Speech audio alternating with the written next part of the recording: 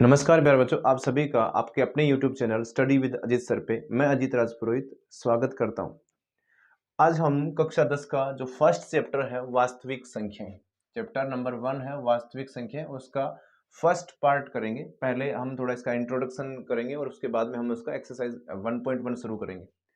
तो वास्तविक संख्याएं, संख्याओं के बारे में आपने छोटी क्लास में बहुत पढ़ा होगा। सारी डिटेल्स संख्याओं को मैं यहाँ ना करवाते हुए मैं आपको केवल वास्तविक संख्याओं से संबंधित जो हमारे यहाँ क्वेश्चन बनेंगे उनकी ही बात करेंगे हम।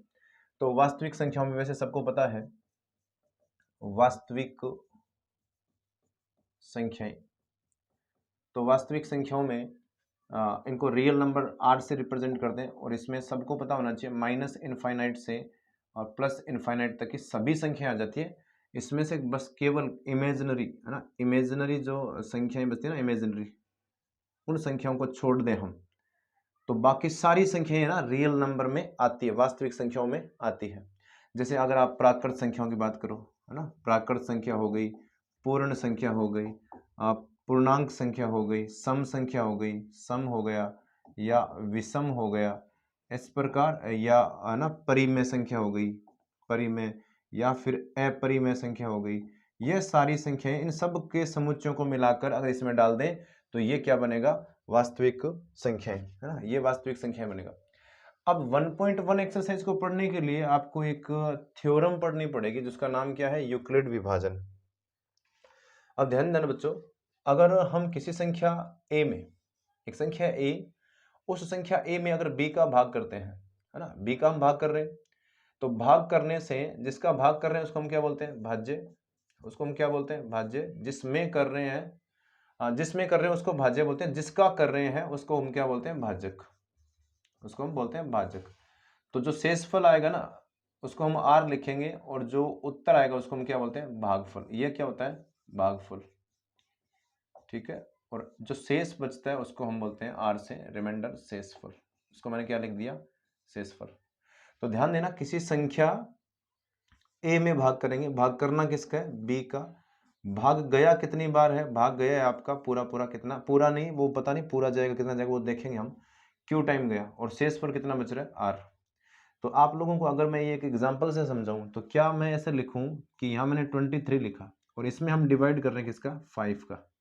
तो 5 का भाग इसमें करने पे कितना आएगा, 20, और 3 शेष बचा ना, भाग कितनी बार गया, 4 बार।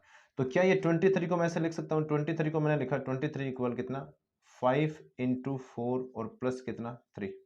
तो यहाँ पर ये क्या है, भाज्य, जिसको मैंने क्या मान लिया, a। भाग जिसका किया था वो होता है भाजक, उसको मैंने क्या मान लिया, b। जो उत्तर आया है 4, उसको मैंने क्या लिख दिया, q, और प्लस कितना आएगा, r। ये बन गई यूक्लिड विभाजन प्रमेय का, ठीक है, ये बन गई यूक्लिड विभाजन प्रमेय का। इसमें ये जो r है ना, r का मान 0 हो सकता है, r का मान कितना हो सकता है, 0, और r का मान हमेशा b से क्या होगा, छोटा। r का मान b से छोटा होगा और r का मान 0 के बराबर हो सकता है ना। r का मान हमेशा b से, मतलब सिंपल बात है भाई, हम 5 का भाग कर रहे हैं तो क्या शेषफल 5 से बड़ा आ सकता है, क्या 5 से छोटा ही आएगा, और 0 भी आ सकता है। शेषफल 0 हो सकता है और भाजक से बड़ा नहीं होगा, भाजक के बराबर भी नहीं होगा। तो ये हो गई आपकी यूक्लिड विभाजन प्रमेय का। अब क्वेश्चंस को करने के लिए इसका यूज करेंगे हम। तो आपका जो फर्स्ट क्वेश्चन है, क्वेश्चन नंबर 1 है, वो क्वेश्चन नंबर 1 है कि आपको एचसीएफ निकालना है। क्या निकालना है, एचसीएफ। हमें एचसीएफ निकालना है, को किसकी हेल्प से निकालना है, यूक्लिड विभाजन की, यूक्लिड विभाजन प्रमेय का।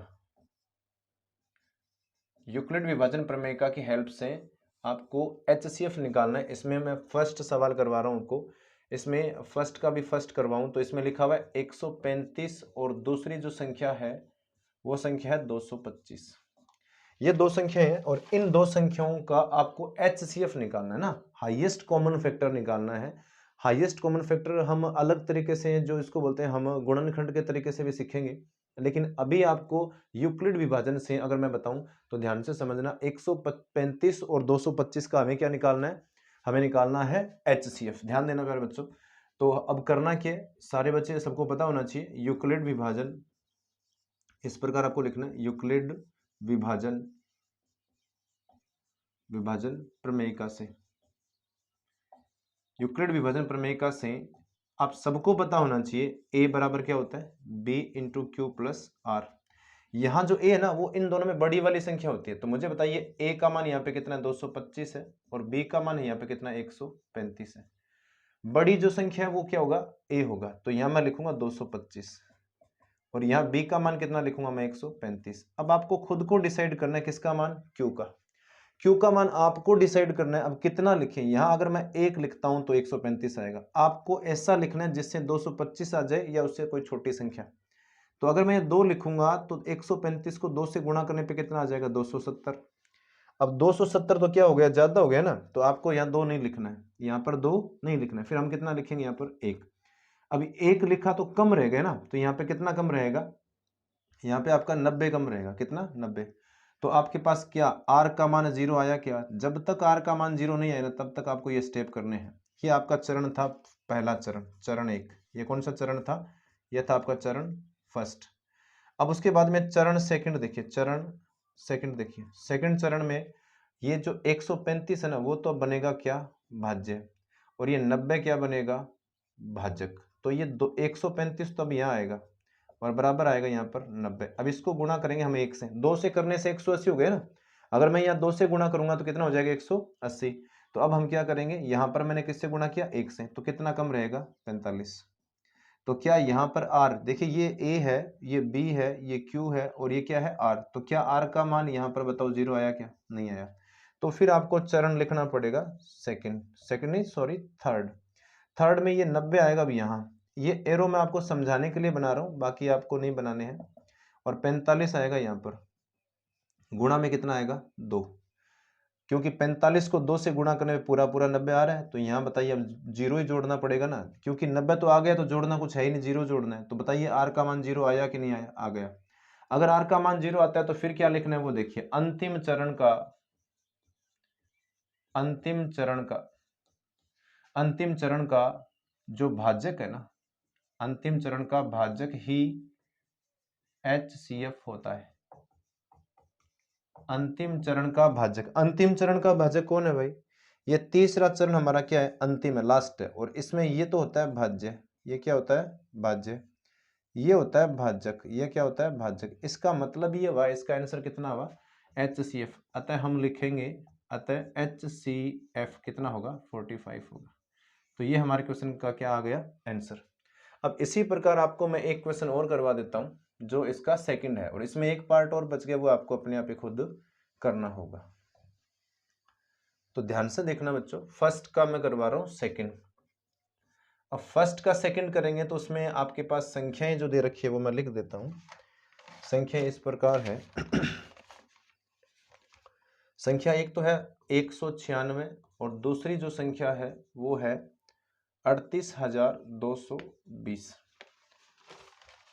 अब ध्यान देना प्यारे बच्चों, अगर यहां पर मैं आपसे ये पूछूं ए कौन होगा, तो मैंने अभी जस्ट थोड़ी देर पहले आपको बताया कि बड़ी वाली संख्या क्या होगा यहां पर ए, और जो छोटी संख्या वो क्या होगा यहां पर बी। अब हम यूक्लिड विभाजन से, यूक्लिड विभाजन प्रमेय का, इससे क्या लिखेंगे, ए बराबर क्या होता है, बी क्यू प्लस क्या होता है, आर। तो चरण जो पहला है जिसको हम स्टेप नंबर 1 बोलते हैं, उसमें हम ए का मान कितना लिखेंगे, 38,220, और बी का मान 196। बच्चों ध्यान देना, ये बड़ी संख्या है तो आपको अब यहाँ पे 1 से गुणा करना है कि 5 से करना है, ऐसे नहीं सोचना है। ऐसे सोचने से काम नहीं चलेगा, टाइम वेस्ट हो जाएगा। तो आपको ये पता होना चाहिए, ये 200 के पास वैल्यू है ना, 200 के पास में ये है, ये 40,000 के अप्रोक्सीमेट है। तो आपको करना है कि इससे ऐसी संख्या से गुणा करो जिससे हम इसके पास तो पहुंचे कम से कम। तो हम टाइम वेस्ट ना करते, मैं बता देता हूँ आपको, ट्राई करना है ऐसे, लेकिन ट्राई करने के बाद में आपको एक वैल्यू मिलेगी, वो होगी 195।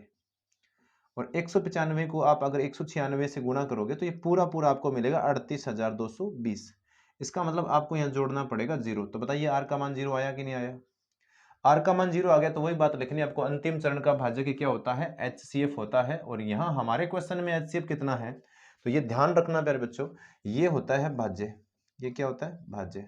और ये जो इक्वल के जस्ट पास में जो लिखा है वो क्या यहाँ पर भाजक है, ये क्या होगा, भाजक। तो भाजक हमारे सवाल का कितना हुआ, 196।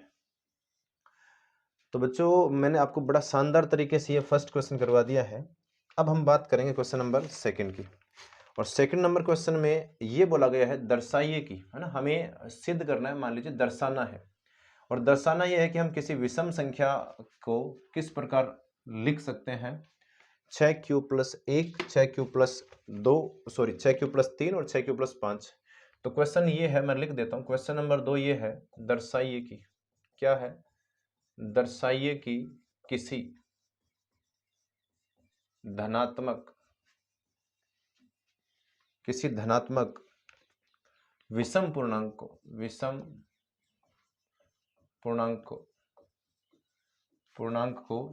6q+1, 6q+3 एवं 6q+3 के रूप में लिख सकते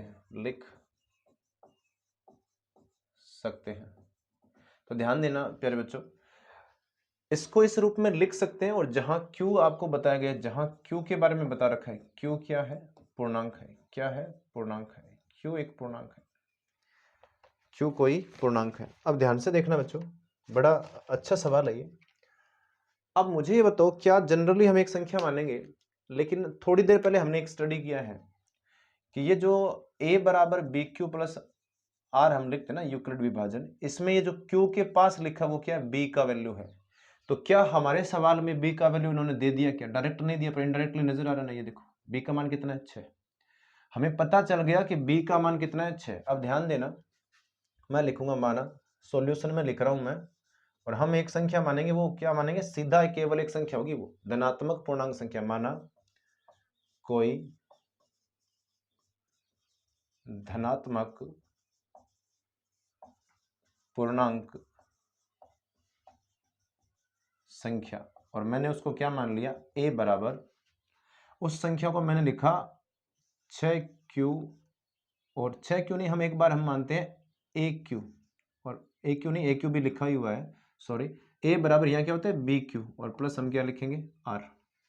अब इसमें एक काम करते हैं, इसमें हम क्या करेंगे, इसमें एक काम करते हैं, इसमें ये जो b का मान है वो हमें दे रखा है ना, b का मान पता चल गया भी कितना है। तो मैं लिखेंगे यदि, हम लिखेंगे यदि b बराबर कितना हो, b का मान हम कितना लिखेंगे, 6।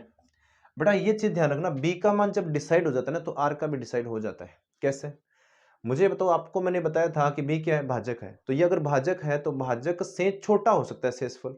इसका मतलब आपका शेषफल r है ना, वो r का मान क्या हो सकता है, 0 हो सकता है, 1 हो सकता है, 2 हो सकता है, 3 हो सकता है, 4 हो सकता है और 5 हो सकता है। लेकिन क्या शेषफल 6 का भाग करने पे क्या किसी संख्या का शेषफल 6 आ सकता है, क्या कभी नहीं आएगा। तो शेषफल हमेशा कितना आएगा, भाजक से कम ही होता है। तो अब ध्यान देना, हम यहां पर लिखेंगे यदि b का मान कितना हो, 6, और तथा r का मान कितना हो, r का मान हम लेंगे पहले 0, तो वो संख्या क्या बनेगी, a बराबर। अब b का मान मैं कितना लिखूंगा, 6, साथ में क्या है, q प्लस r है, तो r का मान कितना है, 0। इसी प्रकार हम बाकी संख्याओं को बनाएंगे ना, तो वो बनेगा a बराबर 6q प्लस कितना, 1। ऐसे ही a बराबर 6q प्लस कितना बनेगा, 2। ऐसे ही a बराबर 6q प्लस कितना बनेगा, 3। हो क्या रहा है मैं बता देता हूं प्यारे बच्चों, यहाँ पे 6 ना, वो b का मान लिखा मैंने, तो हर बार वो तो फिक्स है, लेकिन r का मान क्या बदल रहा है, देखो r का मान यहाँ पे बदल रहा है, तो मैं r का मान बढ़ा रहा हूं बस। एक a बराबर कितना आएगा, 6q प्लस कितना आएगा इस बार, 4, और a बराबर आएगा 6q प्लस कितना, 5। अब आप ध्यान से देखकर बताना मुझे, यहाँ पर ये जो संख्या है ना, ध्यान देना, यहाँ पर ये जो संख्या है ना 6q प्लस, इस संख्या को ध्यान से देखो। इस संख्या को देखोगे तो क्या इस संख्या में 2 का भाग जाता है, यहाँ देखिए इस संख्या में 2 का भाग आराम से जाता है। ऐसे इस संख्या में भी 2 का भाग जाता है, और इस संख्या में भी 2 का भाग जाता है। तो इन तीनों संख्याओं में यह लिखूंगा, यहाँ 6q, फिर कोमा 6q प्लस 2, और कोमा 6q प्लस कितना, 4। तीनों संख्याओं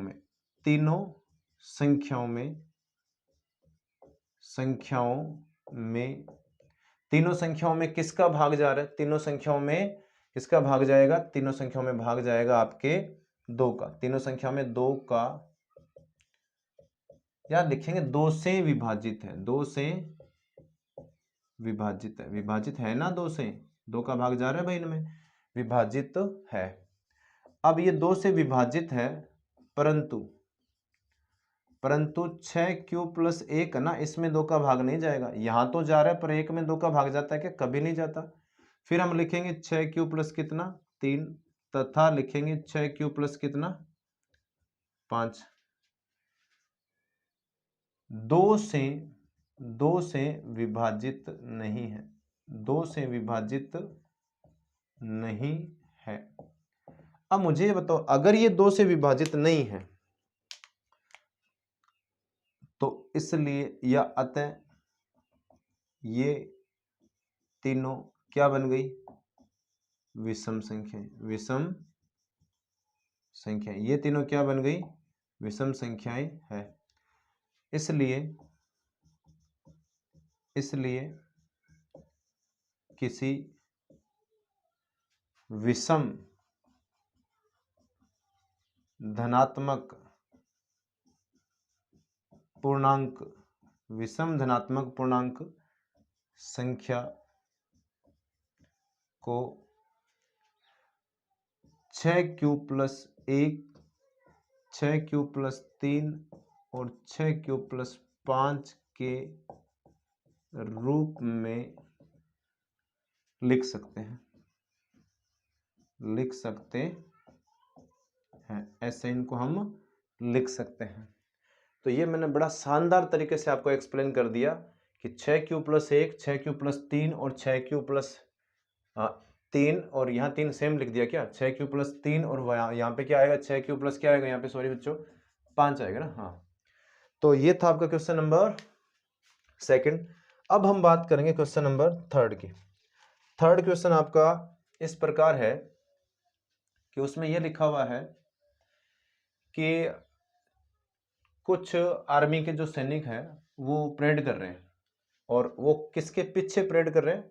आर्मी का एक बैंड होता है, उस बैंड के पीछे। आपने देखा होगा 15 अगस्त या फिर 26 जनवरी को राजपथ पर जो परेड होती है उसमें देखा होगा आपने कि कुछ कम संख्या में सैनिक आगे चलते हैं, जो है ना बैंड वगैरह बजाते हुए, और कुछ लोग क्या है, कुछ जो आर्मी के जो सैनिक हैं, अपने जो जवान हैं, वो कहाँ चलते हैं? उनके पीछे परेड करते हैं ना। और बड़ा शानदार दृश्य होता है, देखने लायक होता है। और उसमें ये लिखा है क्वेश्चन में कि 616 आर्मी के हैं। आर्मी में कितने लोग हैं वहां पे? 616 सदस्य आर्मी के हैं, और 32 है ना वो आर्मी का जो बैंड बजा रहे हैं वो आगे चलेंगे, जो बैंड को ना रन कर रहे हैं। तो ये बोला जा रहा है कि मैं बताता हूं आपको, जैसे 32 सदस्य ऐसे चलेंगे, 32 लोग तो ना ऐसे चल रहे हैं, और इनके पीछे बड़ी संख्या में कौन चल रहे हैं? इनके पीछे बड़ी संख्या में कौन चल रहा है? इनके पीछे बड़ी संख्या में वो आर्मी के सैनिक चल रहे हैं, जो टुकड़ी चल रही है। तो बोल रहे हैं कि जितने स्तंभ में ये चल रहे हैं ना, उतने स्तंभ में इनको चलाना है आपको। तो स्तंभों की संख्या क्या है? समान। इस क्वेश्चन में ये दे रखा है कि ये लोग 616 है और ये 32 है, पर इनमें स्तंभों की संख्या समान है। तो हमें करना क्या है? इन दोनों संख्याओं का HCF निकालना। भाई समान निकालना है ना, तो बेनिष्ठ गुणनखंड हुआ। तो आपको इन दोनों संख्याओं का क्या निकालना है? HCF। हमें कुल मिलाकर ये पता चला कि यहां से हमें HCF फाइंड आउट करना है। तो मैं क्या करूंगा? स्टेप नंबर 1 हम यूक्लिड विभाजन से ही कर देते हैं, क्योंकि अब तक मैंने आपको वही पढ़ाया है। तो यूक्लिड विभाजन में होता क्या है? A बराबर BQ प्लस R। अब A का मान हमारे पास संख्या बड़ी है, वो होता है बराबर, मैं लिखूंगा कितना? 32, और गुणा में क्या लिखना है वो तो हमें सोचना पड़ेगा। भाई आपको 32 के गुणा में क्या लिखना है ना, ये सोचना पड़ेगा बच्चों। तो ध्यान देना, अगर मैं इस संख्या को 20 से गुणा करता हूं, इस संख्या को अगर मैं 32 को 20 से गुणा करूंगा ना, तो कितना आएगा? 640। तो 640 तो इससे ज्यादा हो गया ना। तो अब क्या करेंगे हम? 19 से। तो 19 से गुणा करेंगे तो 19 दूना 38 हो गया, बचा कितना? 3, और 19 57, और 3 कितना? 57, और 3 कितना हो जाएगा? 60। तो यहां पता चला कि 19 से गुणा करना है। 19 से गुणा करेंगे तो यहाँ 608 आ गया। अब 608 इसमें से घटाएंगे तो कितना बचेगा? केवल हमारे पास 8 बचेगा।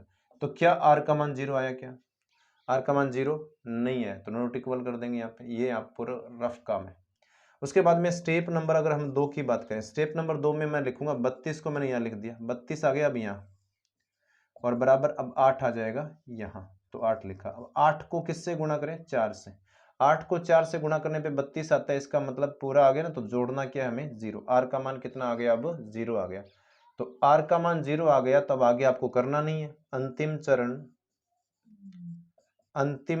का अंतिम चरण का क्या भाजक, अंतिम चरण का भाजक ही क्या होता है, HCF होता है।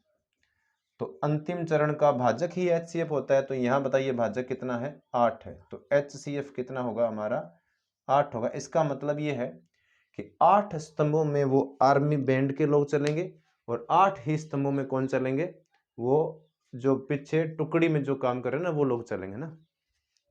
इसके बाद में जो क्वेश्चन नंबर 3 है, क्वेश्चन नंबर 3 देखिए। क्वेश्चन नंबर 3 में 3 तो ये था एक्चुअली, 3 नंबर तो ये क्वेश्चन था ही। और अब हम बात करेंगे क्वेश्चन नंबर 4 की। तो क्वेश्चन नंबर 4 में देखिए क्या लिखा हुआ है।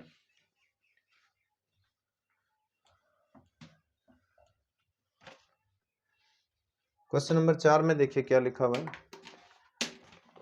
इसमें लिखा हुआ है दर्शाइए कि धनात्मक पूर्णांक का वर्ग, दर्शाइए कि धनात्मक पूर्णांक का वर्ग किसी पूर्णांक m के लिए।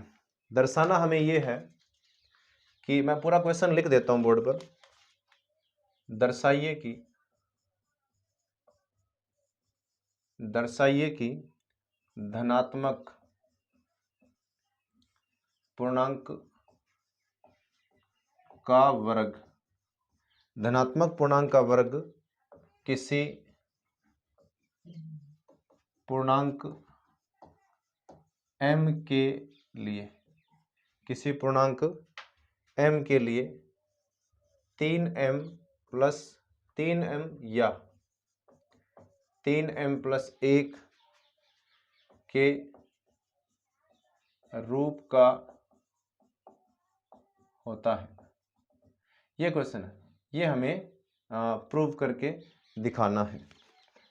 तो अब देखिए इसमें ये क्वेश्चन करना है। तो अब इसमें लिखा हुआ क्या, वो देखो शुरू से यहाँ लिखा हुआ है धनात्मक पूर्णांक का वर्ग। तो आपको एक संख्या माननी पड़ेगी a और उसका हम वर्ग करेंगे ना, तो उसका आंसर एक बार तो आना चाहिए 3m और एक बार उसका आंसर कितना आना चाहिए 3m प्लस 1 आना चाहिए। तो अब मैं ये आपको प्रूव करके दिखाऊंगा। सॉल्यूशन में ध्यान से देखना हम क्या लिखेंगे, सॉल्यूशन में देखना ध्यान से इसमें।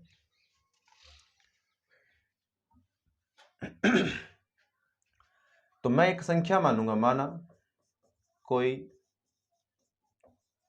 धनात्मक पूर्णांक, हमने एक धनात्मक पूर्णांक माना और उसका नाम मैंने क्या लिख दिया a। और उस पूर्णांक को मैंने एक नहीं मानेंगे, हम 2 मानेंगे। उसका रीजन बताता हूं मैं क्यों 2 मान रहे हम, क्योंकि हमें आंसर कितने लेके आने, 2। एक तो आंसर लेके आना है हमें 3m और एक लेकर आना है 3m प्लस 1। तो मैं क्या करूंगा, एक संख्या तो मैंने मान ली 3q और एक संख्या मैंने मान ली 3q प्लस 1। और यहां आपको यहां लिखना पड़ेगा, यहां q क्या है, धनात्मक पूर्णांक है। क्या है, धनात्मक पूर्णांक है। q धनात्मक पूर्णांक है यहां पर। तो अब ये मैं लिखूंगा प्रश्नानुसार। खुद सवाल क्या बोल रहा है कि जिस संख्या को आपने पूर्णांक मानना है ना, उसका क्या करना है, वर्ग करना है। उस संख्या का वर्ग करना है। तो a है, a बराबर एक बार आपने कितना मान लिया 3q। अब ध्यान से देखना, और एक बात और बता दूं मैं आपको, ये 3q बेटा सम संख्या भी है और विषम संख्या भी है। क्यों है, क्योंकि अगर q का मान हम 1 रखेंगे तो ये विषम आएगा और q का मान जब मैं 2 रखूंगा तो ये क्या बन जाएगा, सम। तभी मैंने यहां नहीं लिखा कि सम संख्या की विषम संख्या, क्योंकि इसमें दोनों आ गई। अब हम वर्ग करेंगे तो a स्क्वायर, और यहां भी मैंने क्या कर दिया, वर्ग। तो a का वर्ग कर दिया इस तरफ, और 3 का वर्ग कितना होता है 9, और q का वर्ग q स्क्वायर। अब ध्यान देना, अब मैं क्या इस 9 को लिख सकता हूं 3 गुणा 3 और q स्क्वायर मैंने इसके साथ लिख दिया। अब ध्यान देना प्यारे बच्चों, यहां पर जो 3 है ना वो क्या है, पूर्णांक है। क्या q पूर्णांक है क्या, हाँ है। और पूर्णांक का वर्ग भी पूर्णांक होता है, और पूर्णांक को गुणा करने पे भी क्या आएगा, पूर्णांक ही आएगा।